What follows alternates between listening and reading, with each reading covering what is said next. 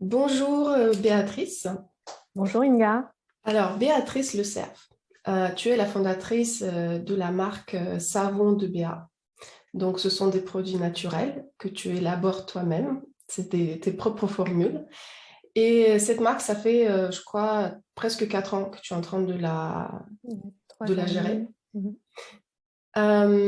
Je suis contente de t'avoir aujourd'hui pour cette interview parce que déjà, c'est la première marque que je fais dans la cosmétique. Et c'est vrai que dans le programme, on n'accompagne pas seulement les entrepreneurs dans la mode, mais aussi dans la cosmétique. Et c'est pour ça, je pense que ton retour il est très intéressant et important pour les personnes qui nous regardent, parce que c'est intéressant aussi de savoir comment tu as évolué dans le programme et comment tu as transformé ton business vers le digital grâce à tout ce que tu as appris. Mais avant de commencer, ce qui m'intéresse, c'est ton parcours, parce que je trouve que c'est toujours intéressant de savoir comment les femmes se mettent à l'entrepreneuriat, qu'est-ce qui les pousse et comment elles le vivent. Parce que dans ton cas, je sais que tu es maman de 4 enfants, donc c'est quand même pas mal de travail déjà. Et aussi, tu as une formation qui est très intéressante, donc ingénieur dans l'agriculture. Comment on peut passer de cette formation à l'entrepreneuriat? Est-ce que tu peux partager un petit peu ton parcours? Oui, bien sûr. Donc en fait, j'ai créé cette entreprise fin 2018. Je voulais trouver une activité. J'ai toujours été sensible au naturel, aux cosmétiques. Donc en fait, le déclic, j'avais fait une formation pour savoir fabriquer des savons. Et puis, bon, ça me plaisait. Et en fait, le déclic, ça a été une réflexion de ma fille en me disant, mais à force d'en parler, fabrique et crée ton entreprise. Bon, je me suis dit, allez, on y va. Je fonctionne beaucoup à l'instinct. Donc, je me suis dit, je me lance sans faire des grands plans. Donc, j'ai commencé avec 4 savons. J'ai fait créer un site.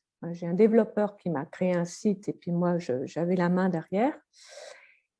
Et puis, j'ai démarré comme ça. Bon, alors au début, sur le site, il n'y avait pas vraiment beaucoup de ventes parce qu'en fait, je ne connaissais pas vraiment le marketing digital. Donc, je fonctionnais, comme je te dis, à l'instinct. Donc, j'ai commencé à démarcher des boutiques. J'ai agrandi ma gamme. Ma gamme de savons est passée de 4 à 6. Puis après, je me suis rendu compte qu'il y avait énormément de savons, de fabrication de savons en France. Donc, je me suis dit, bon, je vais élargir, mais sur la cosmétique. Donc, j'ai créé une gamme de baumes pour le visage, pour le corps. Donc, je vendais, je parle au passé, je vendais dans des boutiques de la revente. Il y a eu le fameux Covid. Donc, pendant les confinements, j'ai vendu un peu plus sur Internet, forcément, les gens étaient sur Internet. Et puis, l'année dernière, en fait, au niveau des boutiques, ça commençait à baisser, certaines boutiques fermées, les réassorts se faisaient de plus en plus rares et je me suis dit, bon, là, il va falloir que je fasse quelque chose, quoi, parce qu'il faut que je développe en direct. En fait, je me suis dit, si j'arrive à vendre en direct sur mon site, c'est génial. Et puis, tu es arrivé, voilà. Donc, Fashion m'a démarché et je me suis dit, c'est peut-être la solution.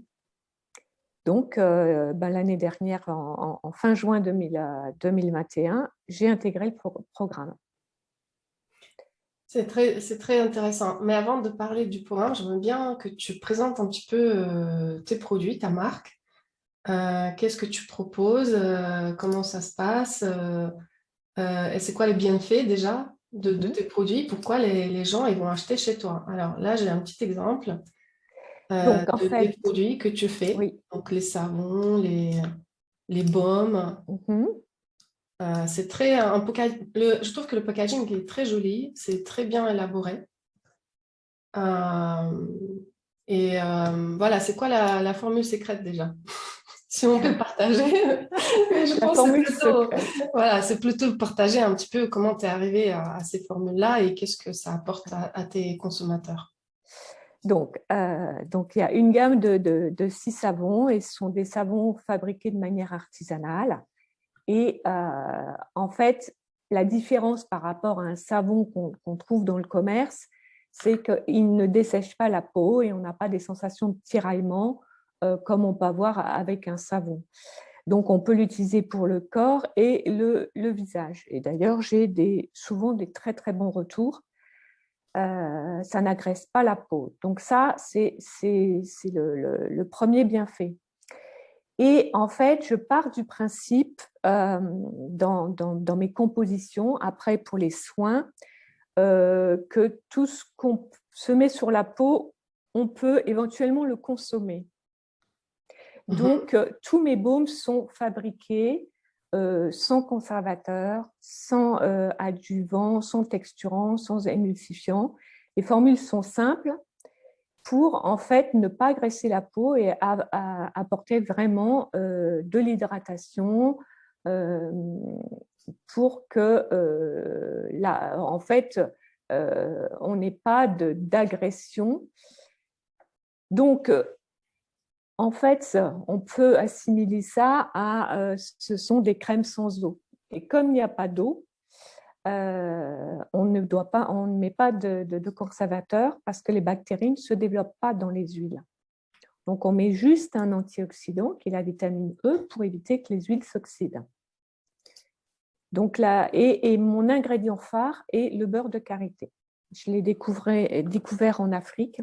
J'ai déjà fait pas mal de voyages en Afrique. Et je trouve que cet ingrédient, le beurre de karité, amène des bienfaits exceptionnels à la peau. Voilà. C'est quoi les bienfaits, si tu as 3 bienfaits à citer pour les utilisatrices? Alors, déjà, le respect de la peau, l'hydratation. Et puis, plus on hydrate, en fait, plus on limite le vieillissement de la peau. Et en fait, les huiles, elles sont vraiment en adéquation avec le sébum. Et on peut mettre sur tous les types de peau. Même si on a une peau grasse, parfois on est réticent parce que peau grasse, on dit oh là, si on met du gras, ça va être une catastrophe. En fait, c'est le contraire. Parce que si on apporte des huiles végétales sur une peau grasse, en fait, la peau va moins sécréter de sébum et l'équilibre va se faire. Voilà, donc. C'est quoi tes best-sellers aujourd'hui? Alors, le best-seller, c'est le contour des yeux. Le contour des yeux sous forme de baume. Je ne sais pas si c'est celui-là. Non, Hello. Je pense qu'il faut que j'aille sur le site pour voir. Oui, il s'appelle Hello. Et en fait, c'est un contour des yeux avec un assemblage d'huile végétale adaptée, de beurre de karité et de cire d'abeille. Et il n'a pas de parfum. Alors, on va aller voir. Je crois qu'elle est sur le site. Sur les baumes. Sur la page d'accueil. Tu peux descendre. Voilà, le premier. Voilà. C'est celui-là. C'est ça. Voilà. Et donc, c'est le best-seller parce que il donne de bons résultats, il hydrate et les retours sont très positifs. Et alors, dans les autres baumes, en fait, je propose toujours une alternative d'un baume qui n'a pas de parfum ou d'huile essentielle et un baume qui est parfumé avec des huiles essentielles. Jusqu'à maintenant, je parfume avec des huiles essentielles, mais juste le dosage pour parfumer. Donc, le dosage est très faible, car j'ai du mal jusqu'à maintenant à trouver un parfum qui me séduit. D'accord. Et donc, je préfère parfumer avec des huiles essentielles. Donc, tu pars toujours de ton expérience personnelle pour construire ta gamme. Exactement, oui.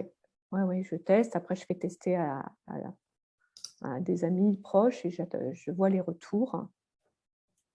Ok, c'est très intéressant. Voilà. Alors, tu lances ta marque. Comment ça se passe pour toi déjà, les ventes? Est-ce que c'était quelque chose de compliqué? Comment tu as trouvé ton client idéal? Comment ça a démarré? Au départ, Oui. alors les premières ventes, ça a été avec des connaissances. Là, on est content. Donc, une fois qu'on a fait le tour des connaissances, on s'est dit, bon, on part dans l'inconnu. et je n'avais pas beaucoup de ventes sur le site parce que déjà, je n'avais pas mis un marketing digital en place. J'avais les réseaux sociaux, mais bon, voilà, ça n'amenait pas beaucoup de visibilité. Donc, je me suis dit, je vais me tourner vers les boutiques. J'ai fait des salons professionnels. Alors, le premier salon professionnel, notamment Wooznext à Paris, il y a 3 ans, il y avait du monde, ça marchait bien. J'ai recommencé, et puis là, avec entre guillemets, la crise, ça diminue, et j'ai bien vu qu'au niveau des boutiques, ça devenait très compliqué. Et en plus, ce que je me disais, c'est que je revends dans des boutiques, je divise ma marge par 2. Donc, je savais qu'au fond de moi, l'idéal, ce serait de vendre en direct. Mais là, j'étais dans le flou. Donc, j'essayais d'aller voir à droite, à gauche, j'essayais de comprendre, mais je n'ai pas de formation propre en marketing digital. Et pourquoi, à un moment donné, tu as décidé de choisir AM Fashion plutôt qu'une formation simple dans le marketing digital? Écoute, ce qui m'a séduit dans cette formation, c'est qu'en fait, c'était l'investissement personnel. En fait, ce que tu mettais en avant, c'est qu'on vendait, mais grâce à notre investissement. Et donc, c'était en fait, on dégageait l'image de marque, quoi. C'était notre ADN. Et ça m'a plu parce que je me suis dit, j'avais été démarchée par des sociétés qui me proposaient de tout faire.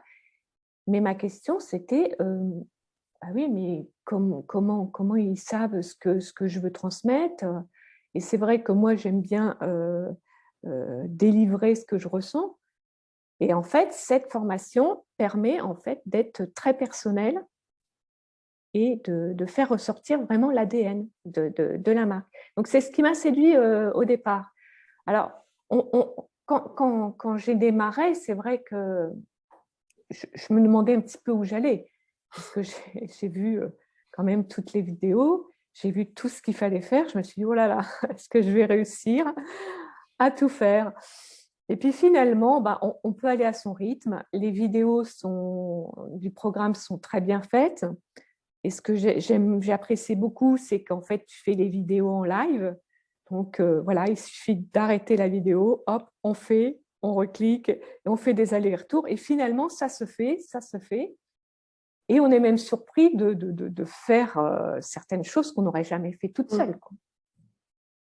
Ouais, c'est vrai que c'est comme si on t'a pris par la main, on t'a montré où il faut cliquer, comment faire. Et puis, le fait que tu as accès à ton coach en direct, tu peux toujours Ça, c'est, ouais, ouais. rediscuter, reposer des questions s'il y a des choses qui ne sont pas claires. Oui, voilà, c'est ça. C'est que le programme, bon, non seulement on a le programme avec les vidéos, on a accès à 2 calls par semaine. Donc là, on est plus seul, quoi, finalement. Dès qu'on veut prendre une décision, on peut poser la question, on peut s'inscrire au call, demander conseil. Est-ce que on est moins dans le doute, quoi. On avance et on est confirmé dans ce qu'on veut faire. Et ça c'est génial. Ça, c'est génial parce qu'on est plus seul, quoi. Ouais, c'est comme si tu as une petite équipe décisionnaire sur ta marque Oui, qui t'accompagne. ce qui est très marrant, c'est que en fait, ça doit sûrement se ressentir à travers ce qu'on transmet, parce que j'ai des mails et on me dit merci à vous et à vos équipes. Alors, je trouve ça génial parce que je me suis dit, bah oui, en fait, moi je suis seule, mais ils doivent avoir l'impression que j'ai une équipe derrière, quoi. Donc finalement, tu vois, le fait d'être accompagnée, je pense que ça se Ouais. retranscrit. En fait, je pense que ça se sent dans la manière comment tu communiques, dans la confiance que tu transmets, parce que tu te sens plus confiante et ta Exactement. communication, elle passe cette énergie aux personnes qui le lisent. Et du coup, ça a l'impression que ta marque, c'est une vraie marque bien établie avec une équipe derrière. C'est Sauf que ça, tu es seule. c'est ça, c'est ça. Et donc je trouve que c'est bien, quoi, c'est bien. Mais comment tu gères la solitude d'entrepreneur? Bon, de caractère, je suis déjà assez solitaire, donc ça me pèse pas trop. Mais, mais, euh, mais en fait, ce que j'apprécie, voilà, c'est d'être toujours guidée. Parce qu'avant le programme, ben, j'avais une idée, je dis, bon, ben, je vais essayer, mais je ne savais pas si c'était bon. Là, je suis confortée, même si j'ai des moments de doute, parce que on a toujours des moments de doute, on se remet en question tout le temps. Mais il y a des moments où on dit, bon, bah, ça ne marche pas. Puis après, on se dit, ah bah si, Miguel avait raison. donc, donc finalement, voilà, on avance, on avance petit à petit. Et également, ce que je veux souligner, c'est ma réticence au départ, c'était, je dois refaire mon site. Donc, le site était fait. Et ça, on se dit, refaire un site toute seule, comment on va s'en sortir, quoi, comment on va s'en sortir.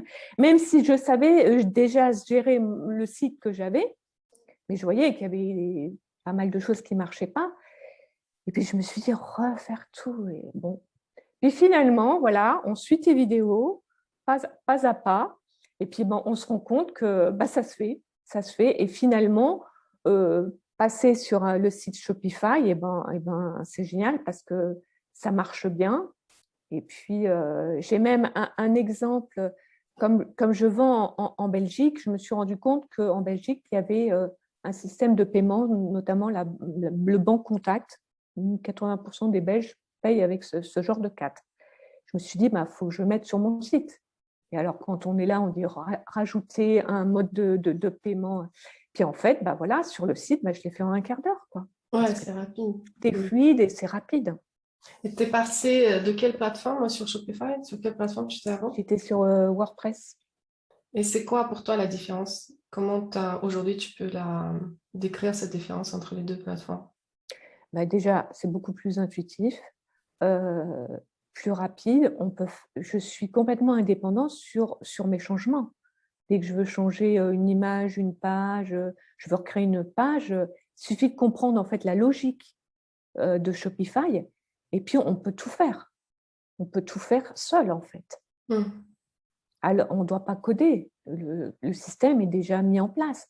Alors que WordPress, il y a des moments, il fallait que je change quelque chose, j'ai appelé le développeur, il fallait qu'il mette un code. Enfin, parfois, ça prenait une semaine parce qu'ils ne sont pas toujours réactifs, quoi. Alors que là, en une journée, on peut transformer et puis ajouter. Pour ça, c'est génial. Oui, et surtout que tu as des stats plus faciles à suivre, les Ah statistiques bah, des ventes complètement, tous les complètement. jours. Ah bah oui, c'est ça. C'est que derrière, tout suit, quoi. Ouais. On voit où on va. Alors, depuis que tu as intégré le programme, est-ce que tu peux partager un petit peu déjà ton parcours? Qu'est-ce qui a changé dans ton business? C'est quoi aujourd'hui, comment tu réfléchis aujourd'hui quand tu penses à ta marque, à son développement? C'est quoi la différence par rapport à ce que tu avais avant? Maintenant, je réfléchis par rapport à mon site. Et je fais plus de démarchage au niveau des boutiques. Donc ça a vraiment changé. Parce que le démarchage, ça prend énormément de temps. Bon, le site, ça prend du temps aussi. Mais finalement, je raisonne vente directe. Donc la différence, c'est que avant, quand j'ai démarré, allez, je faisais entre 5 et 10 commandes par mois. 10 commandes, j'étais contente quand j'avais 10 commandes par mois. Mais ça, c'était aussi au moment des confinements. Mais quand j'ai commencé le programme, les commandes, elles n'arrivaient plus sur le site. J'avais entre 3 et 5 commandes. Et là, ben, écoute, là, depuis 3 mois, je suis presque à une commande par jour, plus ou moins, quoi. Donc, Donc, tu es passé de 10 à 30 oui, par mois. voilà, en moyenne. Voilà, c'est Donc, c'est ça. un bon début parce que ça fait que 3 Oui, mois que ça dure et que très probablement, les prochains mois, ça sera encore doublé, triplé. eh ben, j'espère. Donc voilà, c'est ça la différence. Et également, dans ton programme, ce qui est intéressant, c'est qu'on met en place tout le marketing digital. C'est-à-dire que tous les mails de relance sont programmés et en fait, il y a un suivi client qui est complètement intégré, que je n'avais pas du tout avant. Donc, d'ailleurs, quand j'ai commencé notamment les pubs Facebook, j'avais beaucoup de paniers abandonnés, donc j'ai réfléchi pourquoi j'avais les paniers abandonnés. J'ai amélioré et là, j'en ai presque plus. Donc en fait, et j'en récupère. Donc, il y a tout le marketing digital que j'ai mis en place grâce au programme et que je ne savais pas faire. Mm. Donc ça, c'est quand même un plus. Et qu'est-ce qui, pour toi, a été le plus dur, peut-être, à mettre en place? Au début, le site, je ne peux pas dire que c'était dur, mais c'était angoissant pour moi. Ah, Voilà. pourquoi? Parce que savoir si ça allait marcher, et on se pose des questions quoi, quand on démarre. Puis finalement, après, on voit que tout marche, quoi, qu'il n'y a pas de bug. Donc c'est En fait, c'est pas génial. si compliqué que ça. En fait, on l'imagine plus compliqué. Exactement, c'est pas si compliqué que ça. Ouais. Voilà, faut suivre les étapes. Bon, après, je dirais, dans le programme, il y a quand même un investissement personnel parce qu'il y a quand même beaucoup de travail. Hein. Il faut s'investir et il faut se dire, j'adhère au programme, mais derrière, il faut que je travaille. Ça ne va pas tomber tout seul. Ouais. Donc, il y avait quand même un investissement personnel, mais très intéressant parce que j'apprends tous les jours. Et ça c'est ce qui me plaît aussi, d'apprendre, de découvrir. Ça, Oui, c'est très et puis au intéressant. début, tu disais, ce qui t'a séduit surtout dans le programme, c'est le fait que tu puisses travailler l'ADN de ta marque et transmettre ta Exactement. personnalité à travers l'ADN de ta marque. Est-ce que ça, c'est quelque chose que tu as pu bien mettre en place? Oui, oui, parce qu'en fait, on démarre, on redémarre au départ à trouver le client idéal. Alors moi, le client idéal, je ne connaissais pas hein, avant.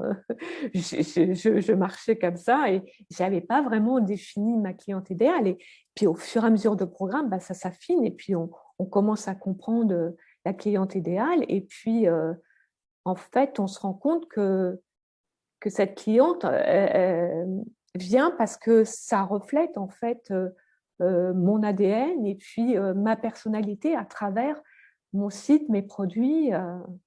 Et je pense que ça, au niveau du programme, tu essaies vraiment qu'on s'investisse et que ce soit nous qui parlions finalement. Ouais. Derrière les images, en fait, c'est nous. Ouais. Parce qu'aujourd'hui, qu'est-ce qui va, surtout ça va, je pense que la tendance elle va encore accélérer. Si avant on nous a vendu des marques, aujourd'hui ce qui marche, c'est la personnalité, c'est le côté authentique des créateurs. Et c'est pour ça que je dis chaque créateur il a sa place sur Internet parce que au final, c'est la personnalité qui fait la différence. Et qu'on peut la transmettre à travers son regard, la marque, et peut s'installer et porter son regard. Et c'est ça ce qui séduit en fait le consommateur final, c'est ce côté authentique, original qu'on ne peut pas trouver ailleurs.